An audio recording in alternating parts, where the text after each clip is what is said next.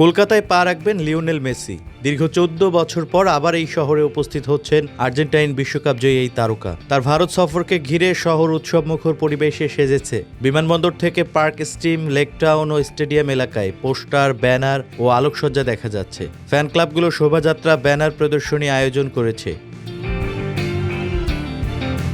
13 December Salt Lake স্টেডিয়ামে অনুষ্ঠিত greatest of all time কনসার্টে অংশ নেওয়ার কথা রয়েছে মেসির। একই দিন লেকটাউনের মোড়ের কাছে তার 70 ফুট উচ্চতার মূর্তি উদ্বোধনের পরিকল্পনা থাকলেও নিরাপত্তাজনিত কারণে হোটেল থেকে ভার্চুয়ালি উদ্বোধন করবেন তিনি। এই লেকটাউন মোড়েই কয়েক বছর আগে স্বাগত জানানো হয়েছিল কিংবদন্তি ম্যারাডোনাকে, যিনি নিজ হাতে উদ্বোধন করেছিলেন নিজের মূর্তি।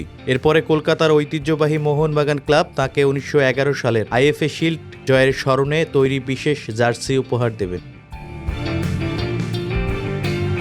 এই আর্জেন্টাইন তারকাকে ভারতে আনার উদ্যোক্তা শতদ্রু দত্ত এর আগে জানান, মেসিকে বাঙালি খাবার ও পোশাক দেওয়া হবে। যুব ভারতী তাকে বরণ করতেও উপস্থিত থাকবেন রাজ্যের মুখ্যমন্ত্রী মমতা বন্দ্যোপাধ্যায়, প্রাক্তন ভারত অধিনায়ক সৌরভ গঙ্গোপাধ্যায় ও বলিউড বাদশাহ শাহরুখ খান। পাশাপাশি লিয়েন্ডার পেজকেও আমন্ত্রণ জানানো হয়েছে। ইতিমধ্যে মেসিকে দেখার জন্য যুব ভারতী ক্রীড়াঙ্গনের সব টিকিট শেষ হয়ে গিয়েছে।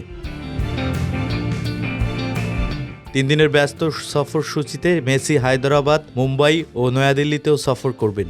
সফরের অংশ হিসেবে তিনি প্রধানমন্ত্রী নরেন্দ্র মোদীর সঙ্গেও সাক্ষাৎ করবেন। পুরো শহর প্রস্তুত একটি ঐতিহাসিক অভিজ্ঞতা উদযাপনের জন্য। ফুটবল প্রেমীদের মধ্যে উত্তেজনা ছড়িয়ে পড়েছে। এই আয়োজনকে ঘিরে হোটেল, রেস্তোরাঁ ও স্টেডিয়াম এলাকা নিরাপত্তা জোরদার করা হয়েছে। গোটা শহর এখন মেসিময়। তার আসার অপেক্ষার প্রহর গুনছে। শহরের সাধারণ মানুষও মেসিকে স্বাগত জানাতে উৎসাহিত।